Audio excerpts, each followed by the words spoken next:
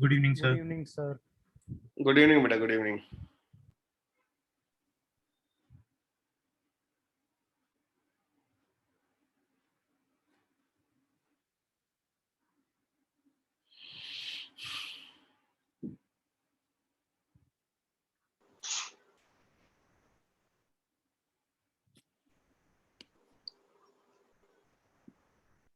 हाँ जी, good evening sir. Good evening बेटा। तो लास्ट लेक्चर में हम लोग डिस्कस कर रहे थे कॉन्सेंट्रिक स्फेयर्स। मेरी आवाज आ रही है आप लोगों को? Yes sir. Yes sir.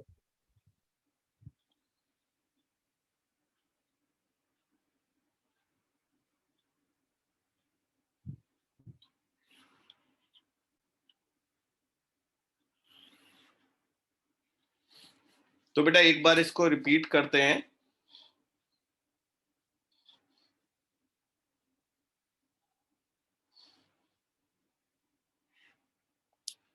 देखिए, हमारे पास दो कॉन्सेंट्रिक स्फेयर हैं, शेल हैं बेसिकली। अंदर वाले की रेडियस a है और उसे हमने q1 चार्ज दिया, और बाहर वाले का रेडियस है b और उसे q2 चार्ज दिया। फिर हमने कैलकुलेट किया कि भाई अंदर वाले का टोटल पोटेंशियल क्या आएगा। तो बेटा इनर का जो पोटेंशियल होगा, एक मिनट,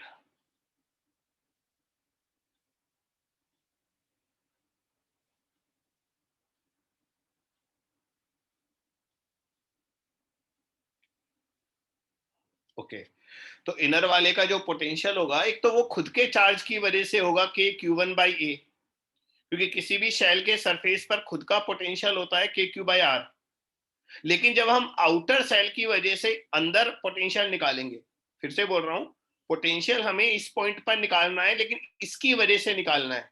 तो इस स्फीयर के अंदर पॉइंट अगर हम लेते हैं तो अंदर किसी पॉइंट पर जो पोटेंशियल होता है वो उसके सरफेस के बराबर होता है। मैं रिपीट कर रहा हूं, आउटर स्फीयर की वजह से जो उसके अंदर पोटेंशियल आएगा वो उसके सरफेस के बराबर आएगा। इसलिए यहां पर बी आया है बेटा, है ना। ये बात पिछले लेक्चर में भी बताई थी, अब रिपीट कर रहा हूं मैं। फिर आउटर स्फीयर के सरफेस पर अगर यहां पोटेंशियल निकालें तो टोटल कितना आएगा, एक अंदर वाले की वजह से आएगा बेटा। अंदर वाले की वजह से, इस स्फीयर की वजह से जब मैं पोटेंशियल कैलकुलेट करूंगा किसी बाहर वाले पॉइंट पर, तो सेंटर से डिस्टेंस लेते हैं हम हमेशा। तो अंदर वाले स्फीयर का पोटेंशियल आएगा kq/r, और स्मॉल r कितना होगा, b के बराबर। और बाहर वाले का खुद का आएगा kq/R, और कैपिटल R बाहर वाले का रेडियस कितना होगा, b। फिर बेटा हमने दोनों का डिफरेंस निकाला, तो v इनर और v आउटर को माइनस करने पर ये वाला स्टेप कैंसिल हो गया और हमारा नेट पोटेंशियल आया kq1 कॉमन आ गया ना इन दोनों में से। देखो इन दोनों स्टेप्स में से kq1 कॉमन आ गया, 1/a माइनस 1/b। तो बच्चों एक कंक्लूजन निकल रहा है कि जो पोटेंशियल डिफरेंस हमारा आया इन दोनों स्फीयर्स का, वो आउटर स्फीयर के चार्ज पर डिपेंड नहीं कर रहा। देखो इस पोटेंशियल डिफरेंस में कहीं भी Q2 नहीं आ रहा है ना। तो लास्ट में ये सेंटेंस ऐड कर दो। पहले तो बताओ ये यहां तक कॉपी कर चुके हैं आप लोग या नहीं? यस सर, कर लिया था कॉपी। तो अब एक स्टेटमेंट ऐड करो, लिखो hence potential difference between the spheres does not depend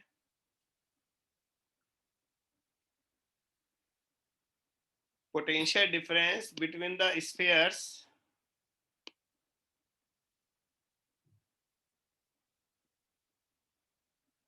does not depend on the charge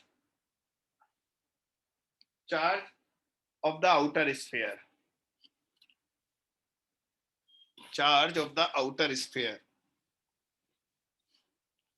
तो बेटा बाहर वाले स्फीयर के चार्ज पर डिपेंड नहीं करेगा, सिर्फ अंदर वाले स्फीयर के चार्ज पर ये डिपेंड कर रहा है। वो तो दिख ही रहा है, Q1 पर डिपेंड कर रहा है, Q2 पर ये डिपेंड नहीं करेगा।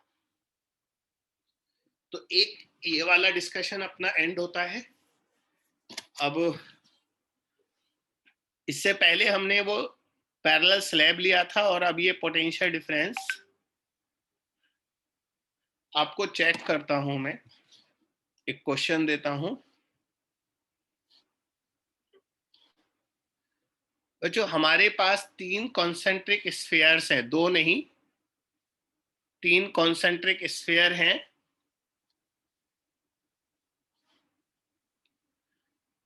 एक स्फीयर है सबसे अंदर, इसका रेडियस a है। फिर ये दूसरा स्फीयर उसके बाहर है, इसका रेडियस b है।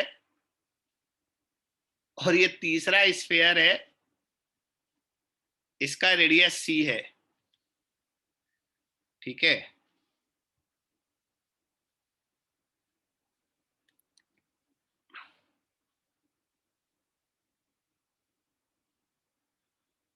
a b c,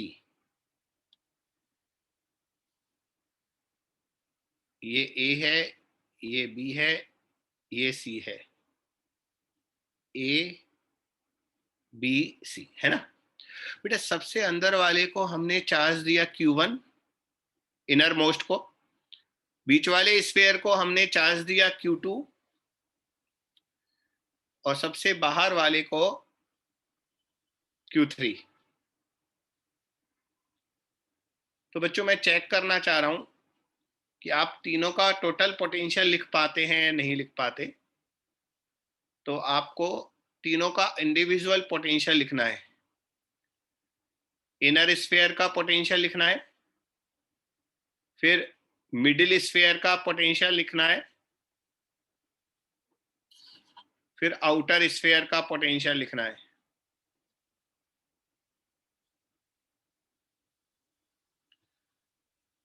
बीच वाले पर चार्ज Q2 है, वो थोड़ा क्लियर नहीं है, मैं क्लियर लिख दूं।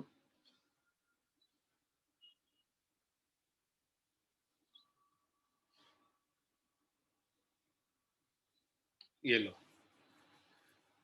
3 कॉन्सेंट्रिक स्फेरिकल शेल हैं, ABC रेडियस है, Q1 Q2 Q3, उन पर इंडिविजुअल चार्ज है। तो आपको तीनों का इंडिविजुअल पोटेंशियल कैलकुलेट करके देना है मुझे। उसी मेथड से करना है जिस मेथड से प्रीवियस क्वेश्चन में हमने किया है।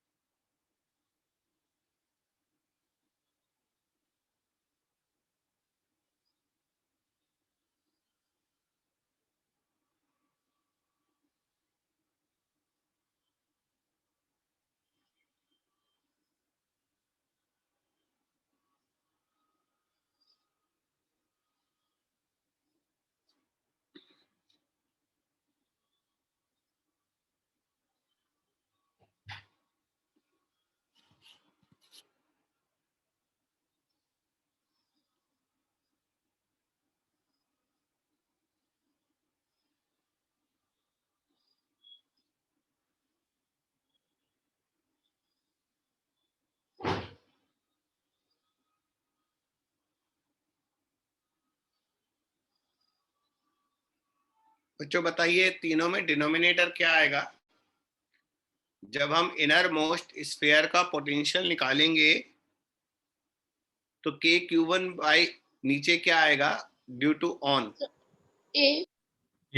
यस A आएगा। इसमें डिनोमिनेटर क्या आएगा? मिडिल स्टेप में सर सभी B.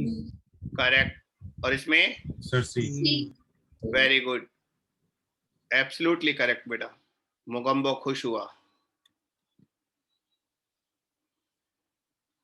चलो अब सेकंड, जब मिडिल स्फीयर का पोटेंशियल निकाल रहे हैं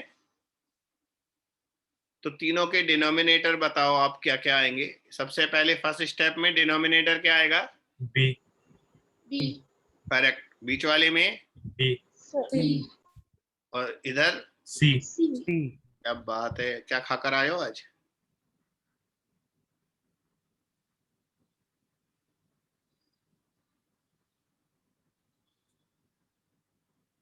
इधर बताओ। सर तीनों में C। तीनों में C सर। वेरी गुड, तीनों में सी आएगा। तो आपने अच्छा काम किया। अब इसके ऊपर में एक आपको जो T20 वाला असाइनमेंट है ना, उसमें दिखाऊंगा आपको। अभी दिखा देता हूँ, रुको। खुल जा सिम सिम।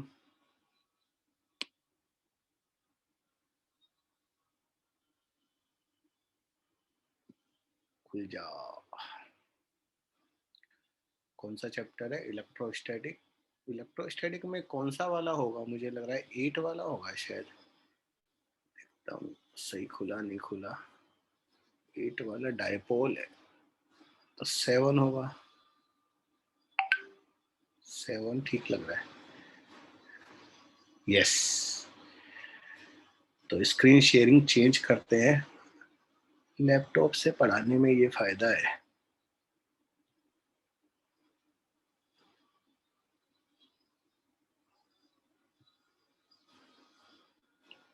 कहाँ गया भैया?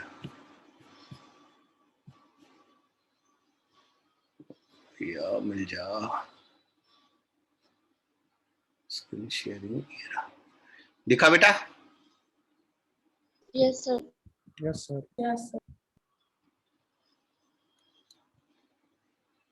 तो देखो इसमें है ना, अपन ये 8th वाला डाउट करते हैं।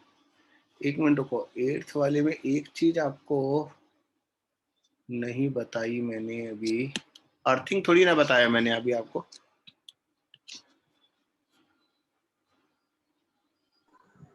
चलो फिर 8th वाले की जगह पहले ये करते हैं, रुको। 5th वाला क्वेश्चन पढ़ो। 3 concentric spherical metallic shell ABC of radius ABC have densities sigma minus sigma and plus sigma. If the shell A and C, वो बेटा स्पेलिंग A और C मिल गया। If the shells A and C are at the same potential, then what is the relation between ABC? तो बच्चों अभी अभी हमने जो काम किया ना, वो ABC का पोटेंशियल निकाला था, इनर मिडल, और वो काम आएगा। बस आपको Q को सिग्मा में कन्वर्ट करना है। Q को सिग्मा में कन्वर्ट करना है ना? एक बार ट्राई करके देखो, फिर मैं हेल्प करता हूं।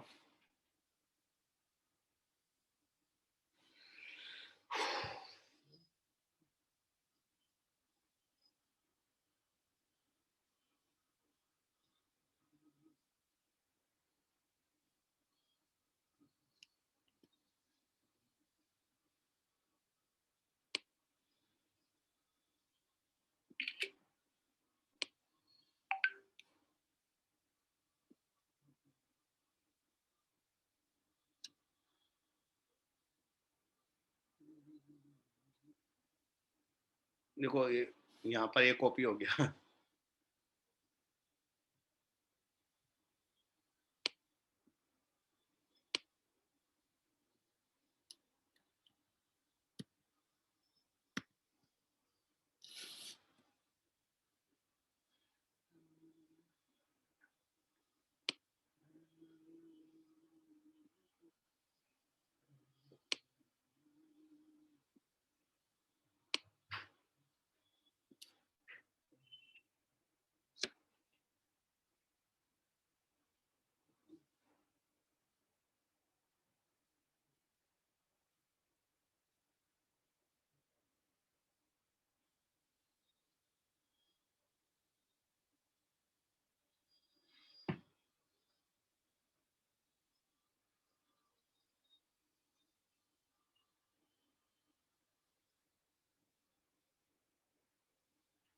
सर बी ऑप्शन है क्या?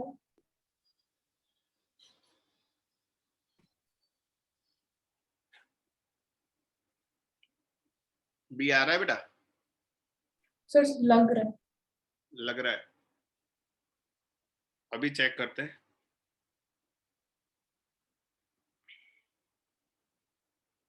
देखो पहले तो हम इसने क्या किया, ए और सी का पोटेंशियल सेम किया है। तो बच्चों ऊपर देखो,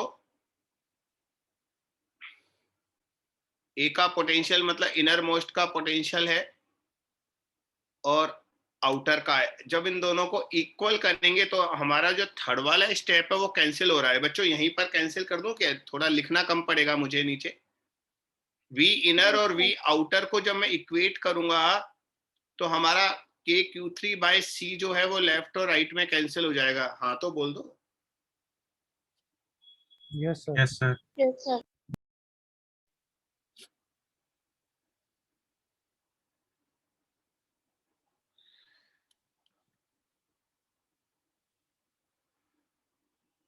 Q3 क्वेश्चन को Q3 लिख दिया मैंने। अब सॉल्यूशन की बारी है। हाँ तो V इनर और V आउटर को इक्वल जब हम करेंगे तो हमारा आएगा के Q1 by A plus K Q2 by B. के Q1 by A plus K Q2 by B is equal to V outer है K Q1 by C. Q1 plus Q2 divided by C. C common ले लिया ना, LCM ले लिया। बच्चों के तो काट दो, के कैंसिल। अब आप है ना चार्ज को कन्वर्ट करो सिग्मा में। बेटा स्फेयर के लिए सिग्मा जो होता है वो Q अपॉन 4πr² होता है। तो यानी कि अगर हमें कभी भी Q निकालना है तो सिग्मा इंटू 4πr² कर देंगे ना हम। सुना बंधु? Yes, sir. Q1 कितना आएगा? Yes sir. सबसे पहले स्फेयर पर सिग्मा चार्ज था, ये आएगा sigma into 4πa² divided by A. Q2 कितना आएगा? Q2 आएगा minus sigma into 4πb² divided by B. और Q1 प्लस Q2 कितना आएगा? बोलो। अरे Q1 आएगा सिग्मा इंटू 4πa²। चलो पहले पूरा लिख देता हूं, बाद में कॉमन कामा लेंगे। Q2 आएगा minus sigma into 4πb² cut जाएगा सर। डिवाइडेड बाय सी। कुछ कटपिट हुई क्या बच्चा? मुझे तो लग रहा है बहुत कुछ कटा पिटा है। यस सर, वो सी Sigma न्यूमरेटर सारा कट जाएगा। 4 pi. हाँ 4π कट गया, सिग्मा कट गया, ऊपर नीचे ए वगैरह। चलो ये तो बाद में काटेंगे, पहले सिग्मा 4π काट देते हैं। तो बच्चों 4π कट गया, सिग्मा कट गया, हटाओ। a² अपॉन ए आ गया माइनस, ये माइनस आएगा, वो उधर माइनस है। ये देखो ये माइनस बाहर है, तो ये माइनस 4π कट गया, सिग्मा कट गया, तो b² अपॉन बी बचा is equal to a² minus b² upon C. Correct? Yes, sir. Upon C. Cross multiply करो तो आएगा AC माइनस BC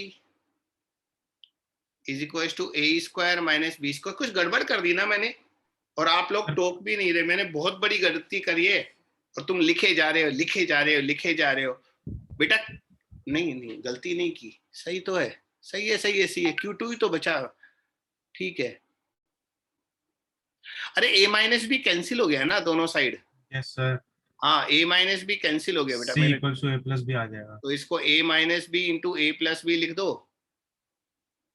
तो a माइनस बी कैंसिल हो गया, तो हमारा आंसर आएगा C is equal to A plus B. तो कौन सा ऑप्शन आया? Sir third. Third Third. Option आएगा। हाँ चलो थर्ड। इसे है ना अपने अकॉर्डिंगली लिखना है एकदम से, मेरा कॉपी मत किया करो हमेशा एग्जैक्ट। ये तो मैंने सिग्मा समझाने के लिए अलग से ऐसे ही लिख दिया था।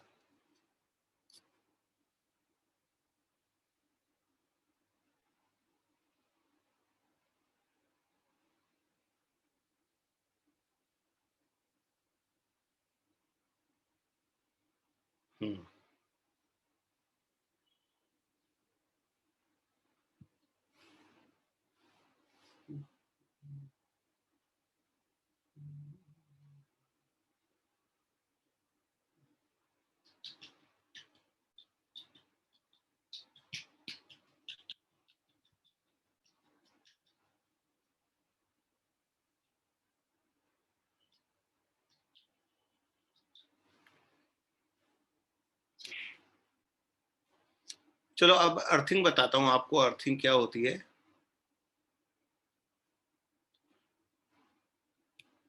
लिखो, हेडिंग लिख लो अर्थिंग।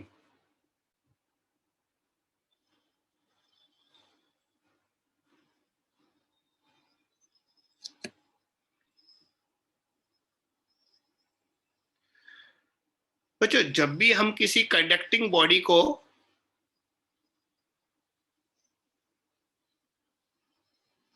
मान लो हमारे पास, अरे हाँ, अर्थिंग तो आपने घर में भी देखा होगा ना, हम लोग इलेक्ट्रिकल अप्लायंसेस जो होते हैं हमारे, उन्हें ग्राउंड करके रखते हैं, उन्हें अर्थ से कनेक्ट कर देते हैं।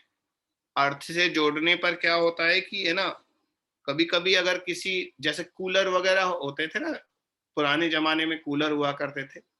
तुम लोगों ने तो पता नहीं कूलर देखे भी या नहीं देखे, देखे हैं क्या? देखे हैं सर। यस हाँ, सर। मैं देखे मजाक कर रहा हूँ, अभी कूलर वाला जमाना खैर गया नहीं है। तो बच्चों कूलर वगैरह में कभी कभी क्या होता है कि कोई शॉर्ट सर्किट की वजह से ना करंट आ जाता है, शॉक लगता है हमें। लेकिन अगर कूलर की बॉडी अर्थ होगी ना, तो वो एक्स्ट्रा चार्ज जो बॉडी में आया है ना, वो उस वायर के थ्रू अर्थ में चला जाता है। ये फायदा होता है, तो हमें शॉक नहीं लगता। अगर हम कूलर को टच भी कर देंगे तो हमें करंट नहीं आएगा। तो अर्थिंग में क्या करता है, एक एक्स्ट्रा वायर होता है, उस एक्स्ट्रा वायर को हम अर्थ से कनेक्ट कर देते हैं। अगर आपने कभी घर बनता हुआ देखा होगा तो बाहर एक गड्ढा खोदते हैं, उस गड्ढे में सॉल्ट और कोयला, नमक, ये सब डालते हैं। उससे क्या कंडक्टिविटी इंक्रीज हो जाती है। फिर एक मेटल प्लेट डालते हैं, उस मेटल प्लेट से एक वायर कनेक्ट करके फिर हमारे पूरे घर में उस वायर को डिस्ट्रीब्यूट करते हैं। एक प्रोसेस होता है पूरा अर्थिंग का। तो बच्चों हमारे लिए खैर वो सब अलग बात है, वो कभी इंजीनियरिंग करेंगे तब सीखना। तो अर्थिंग का मतलब है यहाँ पर किसी कंडक्टिंग बॉडी को एक वायर के थ्रू अर्थ से कनेक्ट कर देते हैं। फायदा क्या होता है बच्चों, हमारा अर्थ जो है वो एक बहुत बड़ा कंडक्टिंग स्फीयर है। Do you know radius of the earth कितना होता है? Sir 6400 kilometre. हाँ, इट इज टू मच। तो बच्चों ये बहुत बड़ा कंडक्टिंग स्फीयर है। तो हम ये अज्यूम करते हैं कि अर्थ को थोड़ा बहुत चार्ज दे देंगे या अर्थ से ले लेंगे तो उसके पोटेंशियल पर कोई फर्क नहीं पड़ेगा। और अर्थ का पोटेंशियल हम जीरो अज्यूम करते हैं बेटा, दिस इज इंपॉर्टेंट। चलो थोड़ा सा 2 लाइनें लिख लो। लिखो, when a conducting body is connected to earth through a wire, when a conducting body is connected to earth through a wire, the process is called earthing.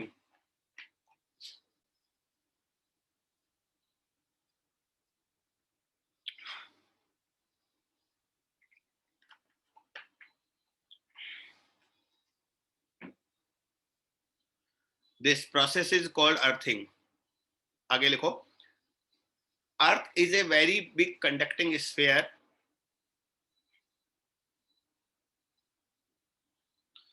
Earth is a very big conducting sphere.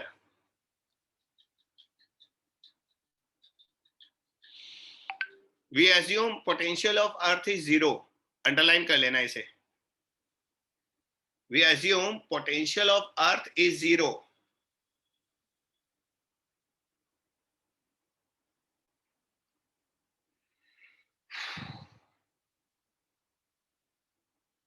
And its potential remains same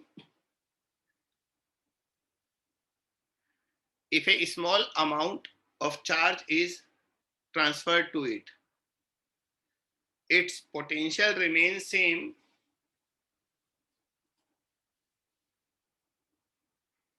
if a small amount of charge is transferred to it.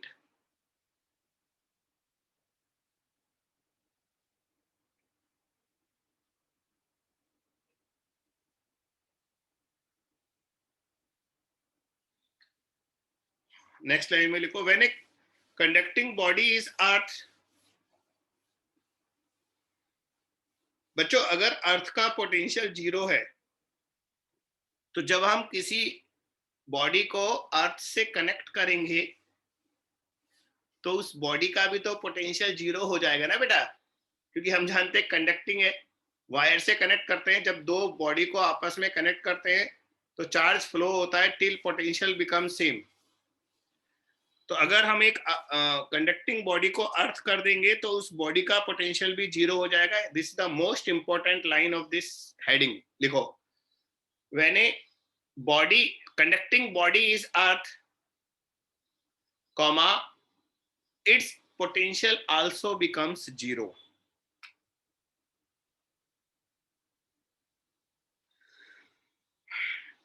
Its potential also becomes 0.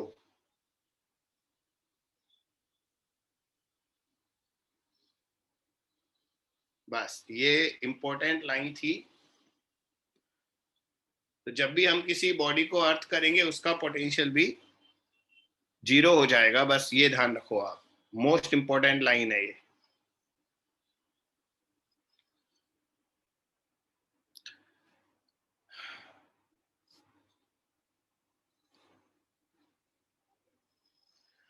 बच्चों अगर मान लो मैं इसे copy कर लेता हूं,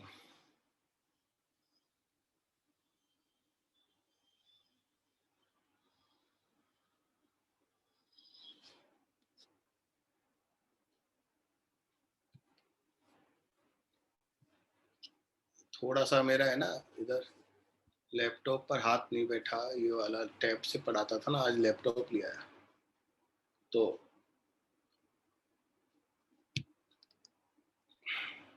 चलो सही पेस्ट हो गया. बच्चों अगर मान लो मैं बाहर वाले स्फीयर को अर्थ कर दूं. अच्छा, अर्थिंग का सिंबल ये होता है, ऐसे एक वायर दिखाते हैं, फिर इस वायर को नीचे ले जाते हैं और ऐसे 3 लाइनें शो करते हैं. 3, 1 मिनट, Yes, sir. एक लाइन, फिर दूसरी छोटी लाइन, तीसरी और छोटी लाइन, ऐसे. तो ये अर्थिंग का सिंबल होता है एक तरह से. तो बच्चा मैंने आउटर स्फीयर को अर्थ कर दिया. पहले इस स्फीयर पर चार्ज Q2 था, लेकिन अब अर्थ के साथ चार्ज की शेयरिंग होगी, ट्रांसफर होगा, so that it's potential becomes 0. अभी तो Q2 जो आउटर स्फीयर था उसका पोटेंशियल 0 थोड़ी ना था. याद करो कितना था. आउटर स्फीयर का पोटेंशियल इतना था जो हमने लिखा ना, KQ1/B प्लस KQ2/B. तो जब हम इसे अर्थ कर देंगे तो बाहर वाले स्फीयर का पोटेंशियल 0 हो जाएगा. तो बच्चों अर्थ करने के बाद आउटर स्फीयर का पोटेंशियल 0 हो जाएगा और अब इसका चार्ज Q2 नहीं बचेगा, एक अननोन चार्ज हो गया. इसे हम Q' लिख देते हैं, Q'. अब Q2 नहीं रहेगा, वो अर्थ के साथ शेयरिंग हो गई. तो आपको बताना है Q' की वैल्यू कितनी आएगी. तो आप तो वैसे ही फार्मूला लिखो, V आउटर, फिर उसे 0 के इक्वल कर दो और Q' की वैल्यू निकाल दो. बताओ कितना आएगा.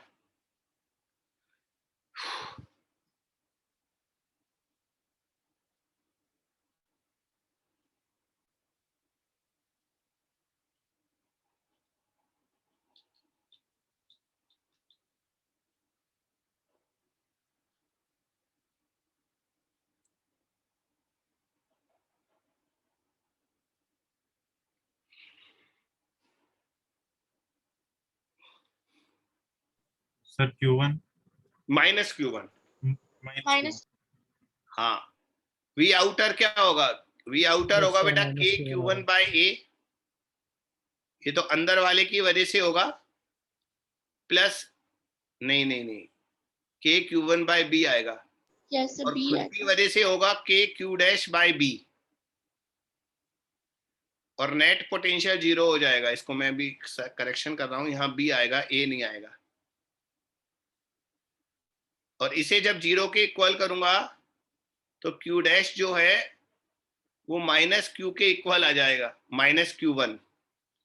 तो बच्चों जब हम आउटर स्फीयर को अर्थ कर देंगे तो उसका चार्ज कंजर्व नहीं रहेगा, चेंज हो जाएगा, और अब उस पर चार्ज जो आएगा वो आएगा माइनस Q1 के इक्वल, यानी कि दोनों स्फीयर्स पर इक्वल और अपोजिट चार्ज आ जाएगा बच्चा।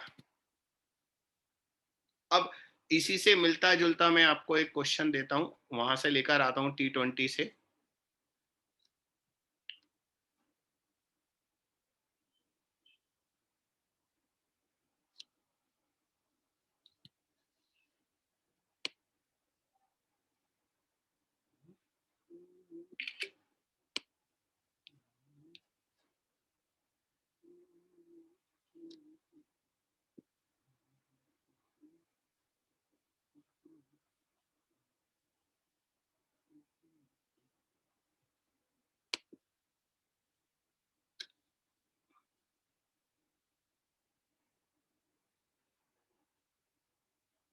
हाँ दिख रहा है आपको? मैं थोड़ा बड़ा कर दूं?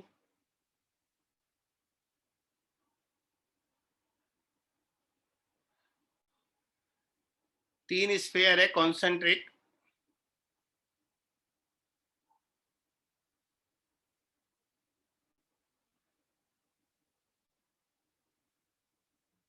पढ़ लो।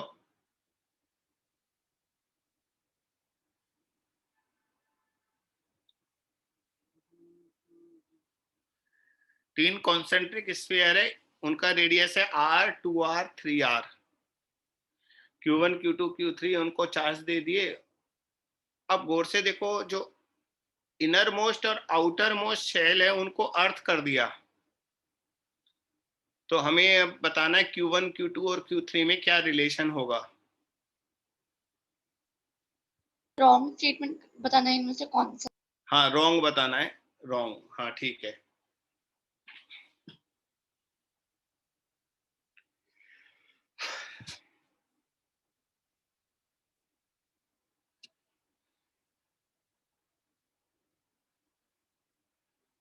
थोड़ा लेंदी हो सकता है, इसलिए काम तसल्ली से करो, हड़बड़ाहट मत करो, जल्दी मत करो।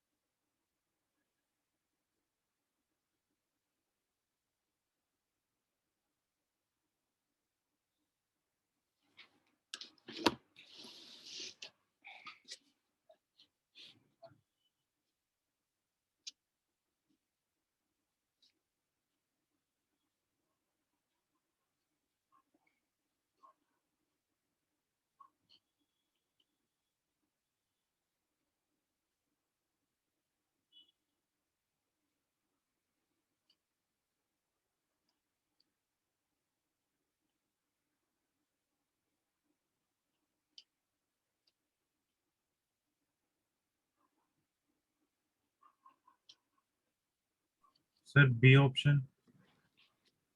अच्छा,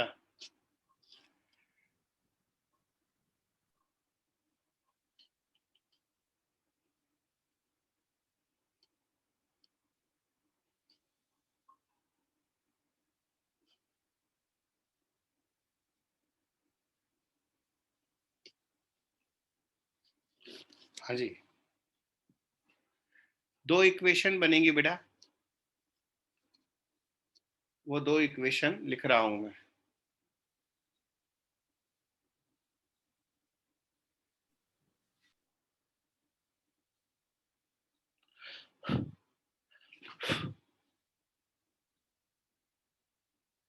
ये दो इक्वेशन है। देखो, इनर मोस्ट स्फीयर जो है उसका पोटेंशियल का फार्मूला वैसे ही लिखेंगे जैसे ऊपर लिख रहे थे, KQ1/A plus KQ2/B plus KQ2/C।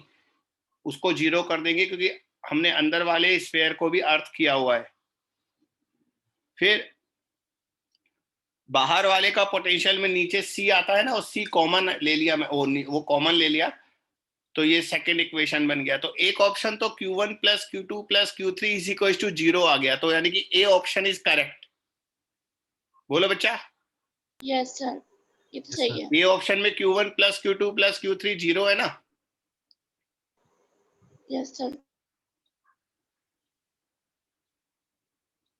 Question में और कोई इंफॉर्मेशन दिया गया? 3 क्वेश्चन में इसमें हाँ, और कोई इंफॉर्मेशन नहीं दी, बस इनर मोस्ट और आउटर मोस्ट का पोटेंशियल जीरो करना है। अब क्या करें हम? Q2 की वैल्यू निकालकर, Q2 क्या आएगा? -Q1 -Q3 आएगा Q2। अगर इस वैल्यू को हम फर्स्ट इक्वेशन में पुट कर दें तो Q1 और Q3 का रिलेशन आएगा। चेक करो वो Q1 और Q3 का जो रिलेशन है वो C ऑप्शन से मैच कर रहा है या नहीं कर रहा। यस सर, अब बच्चों करेगा। इसके बाद मैथमेटिक्स है, मैं आपको करेक्ट आंसर बता दूं।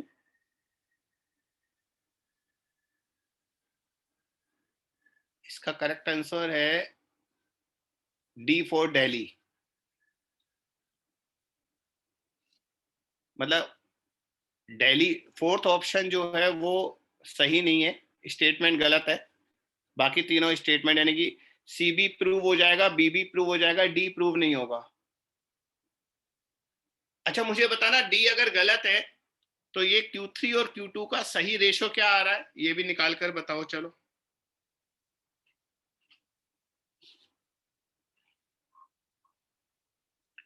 Q2 और Q3 का मतलब मुझे Q1 एलिमिनेट करना है।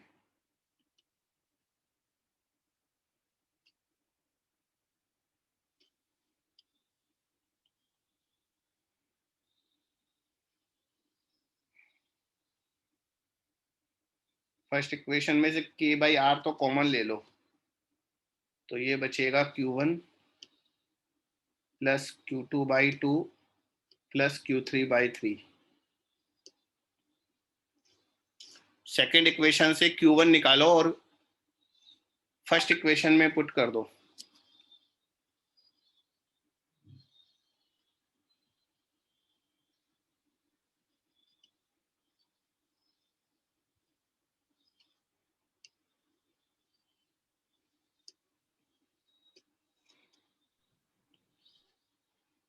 सर -3/4। ये आएगा -Q2/2 1 - 1/3 2/3 Q3। तो Q3/Q2 आएगा -3/4, है ना, यही आ रहा है ना। Yes sir. ये देखो, ये कंप्लीट सॉल्यूशन आ गया तुम्हारे सामने। मैंने क्या किया, सेकेंड इक्वेशन से Q1 निकाल लिया। Q1 क्या आएगा? -Q2 -Q3। फिर फर्स्ट इक्वेशन को सॉल्व किया। फर्स्ट इक्वेशन में K/R गायब कर दो, कॉमन ले लो, तो फर्स्ट इक्वेशन आएगा Q1 plus Q2/2 plus Q3/3। इस इक्वेशन में अभी अभी जो मैंने केवल Q1 निकाला वो पुट कर दिया। Q1 की जगह मैंने लिख दिया -Q2 -Q3, और फिर Q2 और Q3 में इक्वेशन बचा, वो कॉमन वो लेकर ऐड सब्ट्रैक्ट करके Q3/Q2 निकाला -3/4। हर्षित तेरा भी -3/4 ही आ रहा है ना? Yes, sir. हाँ बेटा एक बार कैलकुलेशन देख लो यार, मुझसे भी कोई गलती तो हो ही सकती है। सर मेरा -3/4 आ रहा है। चलो वेरी गुड, तो इसका मतलब हमारा आंसर सही है। Yes, sir. -3/4.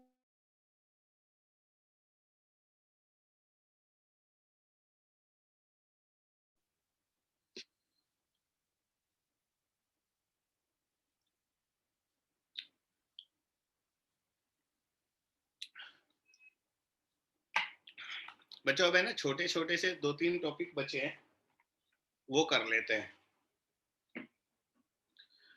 एक लिखो सेल्फ पोटेंशियल एनर्जी।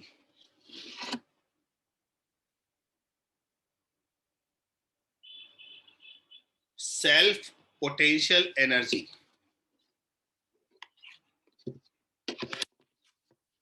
बताता हूं सेल्फ का मतलब क्या है।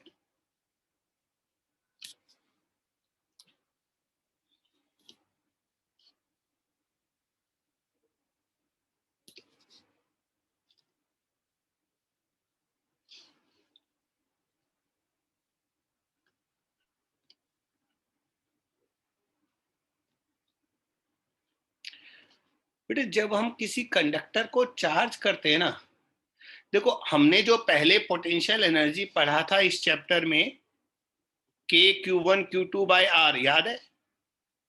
वो दो चार्ज का पोटेंशियल एनर्जी था, वो दो चार्ज का इंटरेक्शन था कि जब Q1 को Q2 के फील्ड में लाएंगे या Q2 को Q1 के फील्ड में लाएंगे तो वहां पर उनके फोर्स की वजह से एक दूसरे पर जो फोर्स लगेंगे उसकी वजह से कितनी एनर्जी होगी। लेकिन अब हम जो पढ़ रहे हैं वहां पर दूसरा कोई चार्ज नहीं है, हमारे पास एक कंडक्टिंग चार्ज है। ये क्यों आ गया? ये ऐसे आ जाता है। लैपटॉप पर सेम सॉफ्टवेयर पहली बार यूज कर रहा हूं तो थोड़ा सा नई नई चीजें पता लग रही है। तो बच्चों ये हमारे पास एक सॉलिड स्फीयर है, सॉरी एक हमारे पास कंडक्टिंग शेल है। अगर हम इस शेल को पॉजिटिव चार्ज देते हैं तो बेटा आप सोचिए आपको इस पॉजिटिव चार्ज को यहां लाकर इकट्ठा करने में भी तो वर्क करना पड़ा होगा, क्योंकि पॉजिटिव चार्ज हमेशा रिपेल करता है। तो इस शेल को जब आप एक पॉजिटिव चार्ज देंगे तो इस पॉजिटिव चार्ज को इकट्ठा करने में, भाई आप इन्फिनिटी से इस चार्ज को लाकर इस स्फीयर पर ऐसे ऐसे इकट्ठा किया ना, तो आपको वर्क करना पड़ा। और हमें जो वर्क करना पड़ेगा वो वर्क इस स्फीयर की पोटेंशियल एनर्जी की फॉर्म में स्टोर हो जाएगा। अब इसको सेल्फ हम इसलिए बोल रहे हैं क्योंकि ये दूसरे चार्ज के इंटरेक्शन की वजह से नहीं आया, खुद के चार्ज की वजह से आया है। इसलिए लिखो when a conducting shell is charged, when a conducting shell is charged, comma, we have to do work against repulsive forces. When a conducting shell is charged, we have to do work against repulsive forces. Full stop. This work is stored as potential energy of this conductor.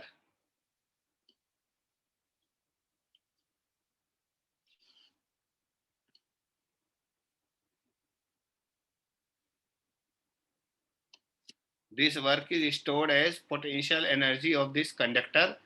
This potential energy is called self potential energy. ये formula है।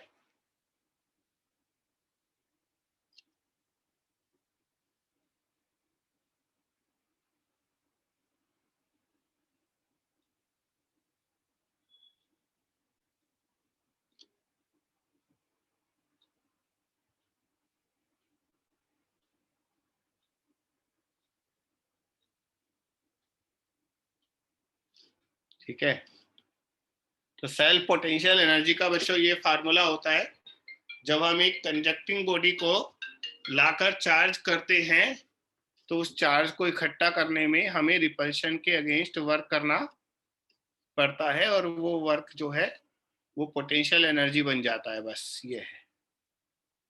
तो ये formula याद करना है। मैंने कहा ना ऐसी एक आध चीजें और बताऊंगा, ये सिर्फ फार्मूले हैं आपको याद करने। नेक्स्ट टॉपिक लिखो, energy density.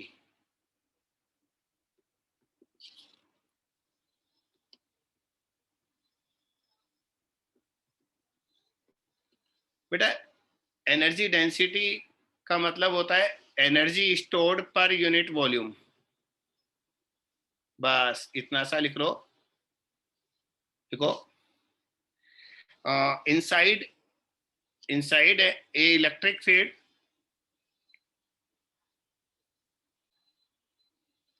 energy is stored in form of potential energy। बच्चों जहां भी इलेक्ट्रिक फील्ड होता है वहां एनर्जी जरूर होती है। ग्रेविटेशनल फील्ड में ग्रेविटेशनल एनर्जी होती है और इलेक्ट्रिक फील्ड में इलेक्ट्रिक एनर्जी होती है। तो क्या लिखना है, inside any electric field energy is stored in form of potential energy. तो बच्चों यूनिट वॉल्यूम के अंदर डेंसिटी है ना, डेंसिटी वर्ड यूज कर रहे हैं, तो energy stored per unit volume is called energy density. लिख लो, energy stored per unit volume is called energy density.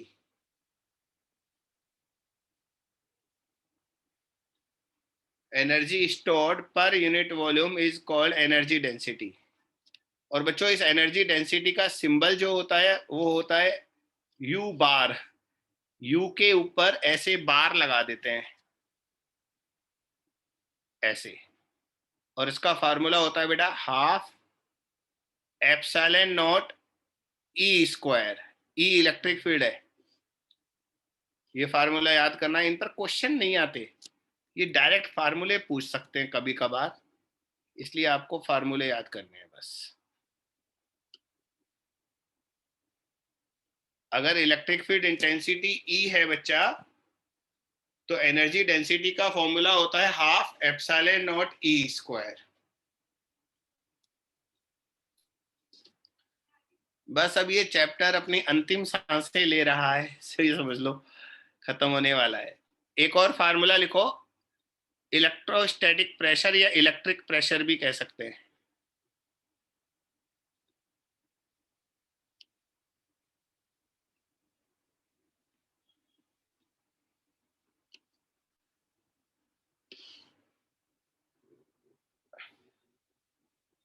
Pen tab से पढ़ा रहा हूँ आज, थोड़ा अलग तरीके से लिखना पड़ता है इसमें।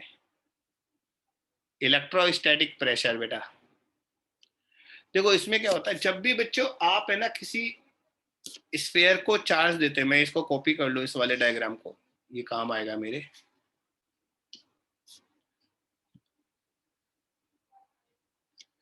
जब भी आप किसी कंडक्टर को चार्ज देते हैं तो बच्चों इस कंडक्टिंग बॉडी का हर एक पोर्शन दूसरे पोर्शन को रिपेल करेगा। एक मिनट, जैसे मान लो यहां पर एक छोटा सा एलिमेंट लिया, ये सामने वाले एलिमेंट को रिपेल करेगा ऐसे, और इधर राइट वाला एलिमेंट लेफ्ट वाले को रिपेल करेगा आउटसाइड। सेम चार्ज है ना बेटा, तो रिपल्शन तो होगा ही होगा, सिमिलर चार्ज में रिपल्शन होता है। इस तरह स्फीयर का हर एक पोर्शन सामने वाले पोर्शन को रिपेल करेगा। तो बच्चों इस स्फीयर के हर पार्ट पर एक फोर्स अप्लाई होगा, and this force per unit area is called electrostatic pressure. बच्चों प्रेशर क्या होता है, फोर्स पर यूनिट एरिया। तो ये पूरी स्टोरी जो मैंने बोली वो तो आप अपने आप ही लिख लेना कि स्फीयर का हर एक छोटा सा पोर्शन दूसरे पोर्शन को रिपेल करेगा, और लास्ट में लिख दो this force per unit area is called electrostatic pressure. This force per unit area is called electrostatic pressure.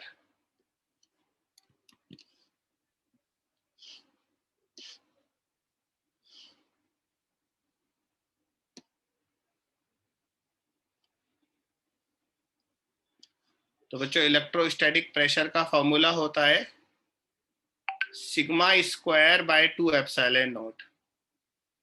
पता है बहुत सारे बच्चे छोटी छोटी चीजें छोड़ जाते हैं। एक बार जेई में एक क्वेश्चन, एक बार नहीं 2 बार आ चुका, जिसमें सिर्फ ये फार्मूला अगर बच्चे को याद होता ना तो उसका क्वेश्चन बन जाता। तो इग्नोर तो मत करो, इसलिए कह रहा हूँ कि याद तो फार्मूले कर ही लेना बाद में।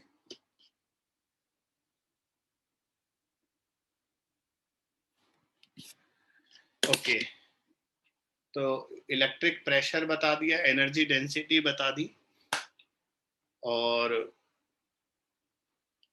सेल्फ पोटेंशियल एनर्जी बता दी। बाकी कंडक्टिंग हो गया, अर्थिंग हो गया। आई थिंक अगर कुछ छूट गया होगा तो मैं अगले टर्न पर बता दूंगा।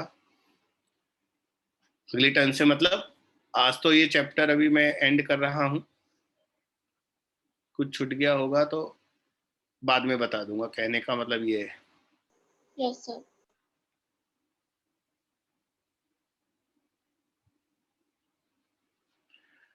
बच्चों मैंने आपको है ना T20 मतलब एक बड़ा असाइनमेंट तो दे ही रखा है, तो थोड़ा बहुत समय बचा हुआ है, अगर आप उसमें से कुछ पूछना चाहते हो तो पूछ लो। आज अगला चैप्टर स्टार्ट करने का मूड नहीं है, तो उस असाइनमेंट में से अगर कुछ पूछना चाहते हो तो मैं शेयर कर सकता हूँ उस विंडो को।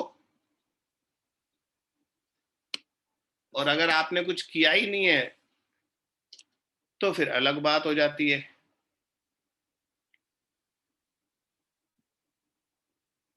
फिर आपने नहीं किया तो फिर मैं कुछ उसमें से पूछ लेता हूँ। वैसे ना वो जो असाइनमेंट है वो बड़ा जरूर है, लेकिन उसके क्वेश्चन डिफिकल्ट नहीं है, बता दूं। मेरा जो T20 वाला असाइनमेंट होता है वो डिफिकल्ट होता है, इसके प्रॉब्लम बहुत आसान है, फार्मूला बेस्ड है, ऑलमोस्ट ज्यादा डिफिकल्ट नहीं है। मतलब स्पीड अच्छी आएगी अगर आप करोगे तो। Yes sir. और इतना बड़ा असाइनमेंट है, उसके बाद कुछ और करने की जरूरत भी नहीं पड़ेगी आपको, आपके किसी कोचिंग का या कुछ करने की जरूरत नहीं पड़ेगी। मुझे कुछ अच्छे क्वेश्चन जो दिख रहे हैं ना मैं वो कराता हूँ आपको, मतलब करने को देता हूँ। तो विंडो चेंज करनी है मुझे।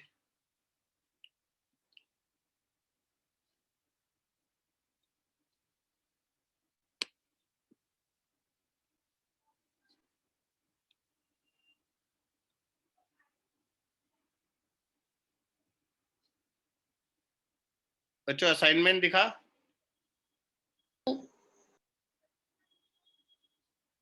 जवाब तो वशिष्ठ तू क्यों कैमरा ऑफ कर लेता है भाई। 67 प्रॉब्लम करना, 67 मैं जूम कर देता हूं इसे।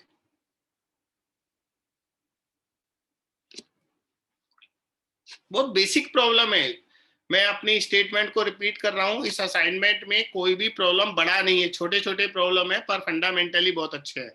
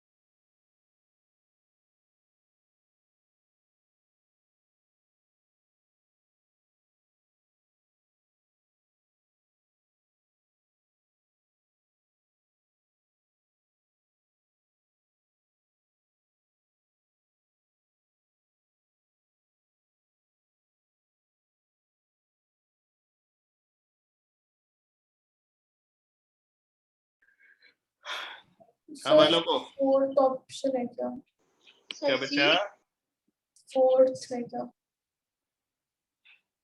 फोर्थ ऑप्शन क्या बोल रहे हो बेटा, फिर से पूछ बोलो। सर, फोर्थ ऑप्शन पूछ रहे। अच्छा एक्सप्लेन करो बेटा, कैसे आएगा? सर फर्स्ट आएगा। एक्सप्लेन करो। सर उल्टा आ रहा है, 2 आ रहा है। हाँ श्रेया, फोर्थ आ रहा है तो फोर्थ बताओ कैसे आया? सर 4 सर उल्टा आ रहा है सर, 5/2 मैं तभी पूछ रही हूँ, 2/5 भी 5/2 फर्स्ट आ रहा है ना? हाँ जी हाँ तो फर्स्ट वाला बताओ कैसे आएगा? Sir. v is equal to E D, V हमें दिया हुआ है, ई निकालना है सर, डी आर है, डी 5। हाँ D5 है, और E कितना लोगे? ई निकालना है तो कैसे निकालो, फिर से बताओ, फिर से एक्सप्लेन करो। सर v2 लिया, ई निकालना है 5। V2 क्यों लिया भाई? V तो वेरी कर रहा है ना, तो V आपने 2 ही क्यों लिया?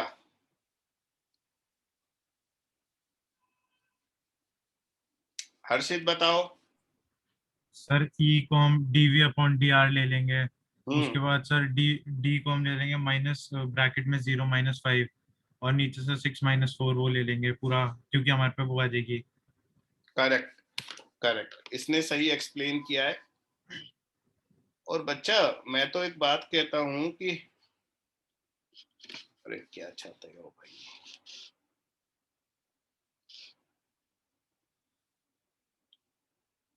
ये देखो अनोटेशन खोल लेता हूँ।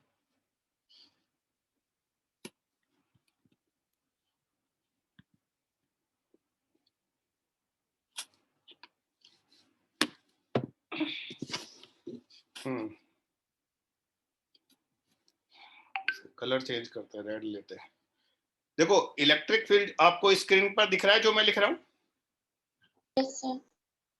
बच्चों ये रिलेशन तो मैंने चैप्टर में पढ़ाया ही है। और भैया ये क्या होता है DV by D R? DV by D R होता है स्लोप ऑफ लाइन, क्योंकि हमारा जो ग्राफ है वो वी और आर का ग्राफ है, तो इस लाइन का जो स्लोप होगा वो डीवी बाई डी आर होगा, और स्लोप का नेगेटिव इलेक्ट्रिक फील्ड होगा।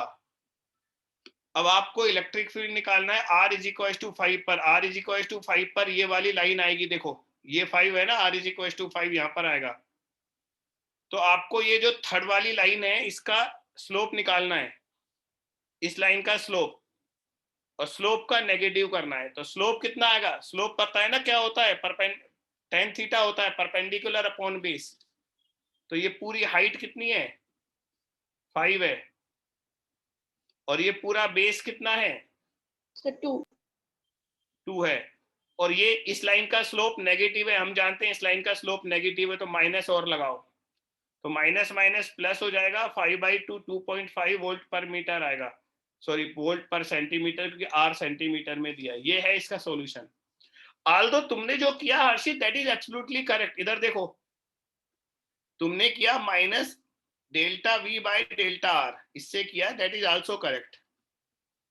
तो डेल्टा वी क्या आएगा? Final minus initial, final potential 0 है, इनिशियल पोटेंशियल 5 है, डिवाइडेड बाय डिस्टेंस कितना है? 2 सेंटीमीटर।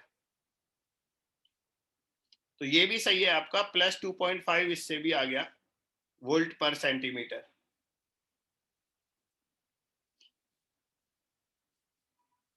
तो स्लोप ऑफ लाइन से निकाल लो या delta we by delta R से निकाल लो, दोनों से सेम आंसर आएगा।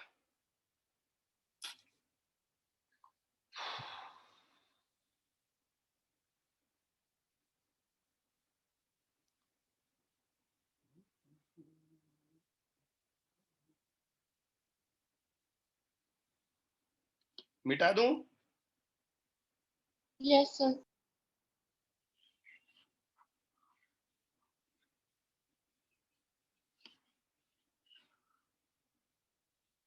चलो और क्वेश्चन ढूंढता हूं इसमें अभी।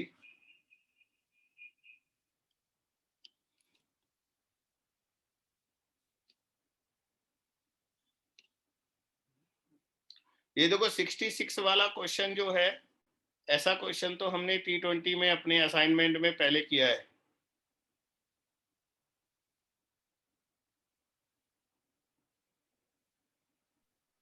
अब देखो डाइपोल वाले क्वेश्चन ढंग से देखो, सारे एकदम फार्मूला बेस्ड क्वेश्चन, एकदम 70 71।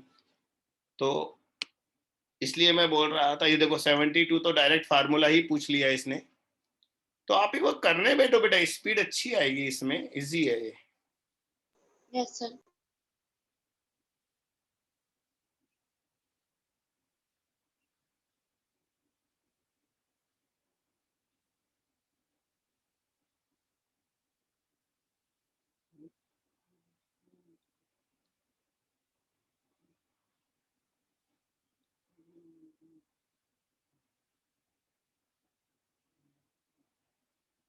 हाँ 1 मिनट, ये 64 क्वेश्चन करो, ये मैं इंतजार कर रहा था इस क्वेश्चन का।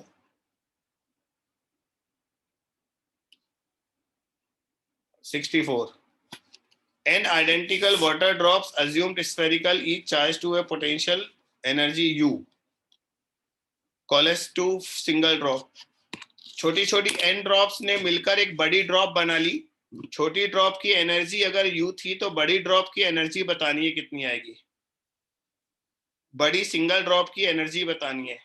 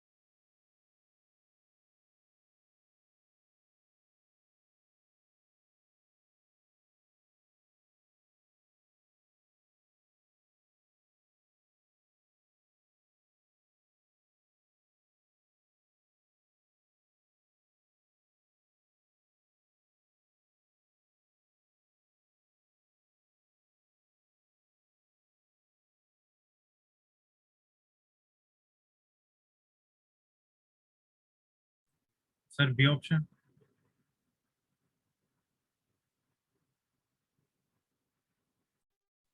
क्या बच्चा? सर ऑप्शन बी, n की पावर 2/3 u। ओके अभी देखते हैं, इनको भी करने दो।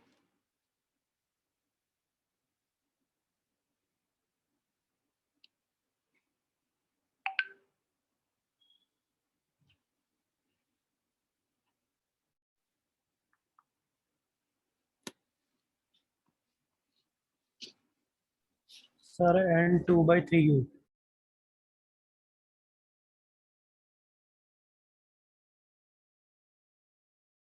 Sir option B.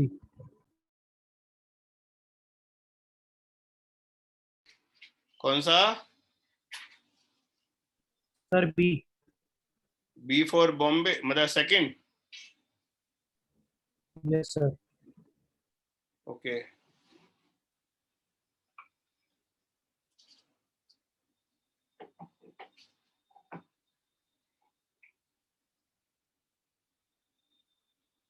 देखो, यहाँ जगह है ना, इधर देखो, हमारा जो पोटेंशियल एनर्जी होता है ना, वो क्यू स्क्वायर बाई आर के प्रोपोर्शनल होता है। अभी तो फार्मूला लिखा है ना आपको, सेल्फ पोटेंशियल एनर्जी वाला। तो पूरा ही फार्मूला लिख देते हैं, चलो।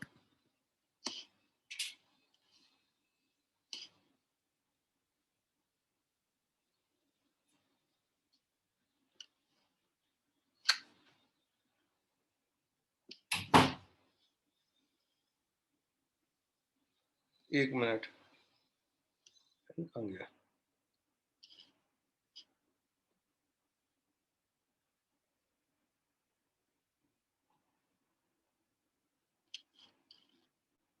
के क्यू स्क्वायर बाई 2r, ये फार्मूला था जैसे। अब जो छोटे जो सिंगल ड्रॉप है ना, उसका रेडियस स्मॉल आर ले लेते हैं अपन। तो यहाँ कैपिटल आर की जगह स्मॉल आर लिख देता हूं मैं।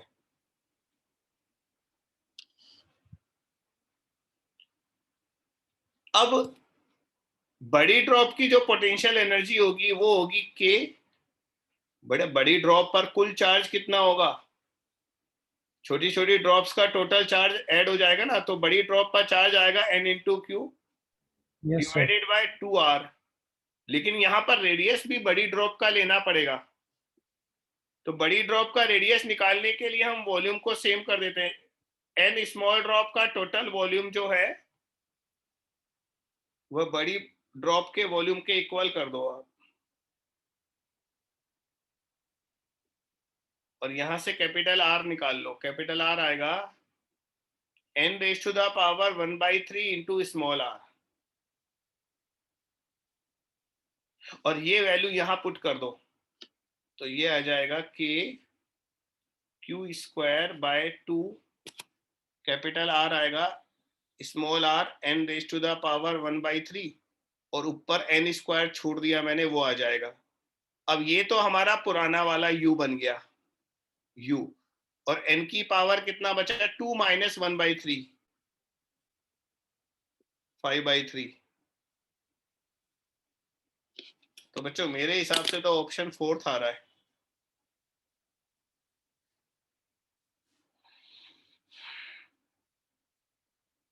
ये थोड़ा सा लेंदी क्वेश्चन था।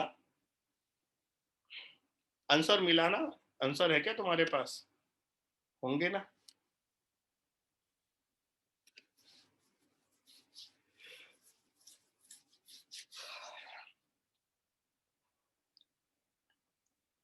असाइनमेंट में से देखकर आंसर मिलाओ कौन सा है। यस सर, 4 आ रहा है, 4। मेरा भी 4 ही आ रहा है। चलो इसे कॉपी कर लो, फिर आज का लेक्चर हम एंड कर रहे हैं। और बच्चों अगले लेक्चर में करंट इलेक्ट्रिसिटी स्टार्ट कर रहा हूं मैं, नया chapter. Okay sir. Okay sir.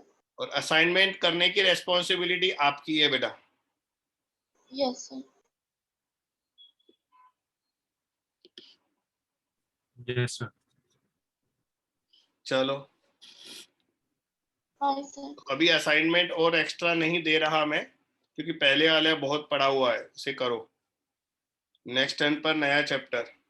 Okay sir. और हाँ, इस संडे को टेस्ट की तैयारी करो, मैं बनाता हूँ टेस्ट, है ना?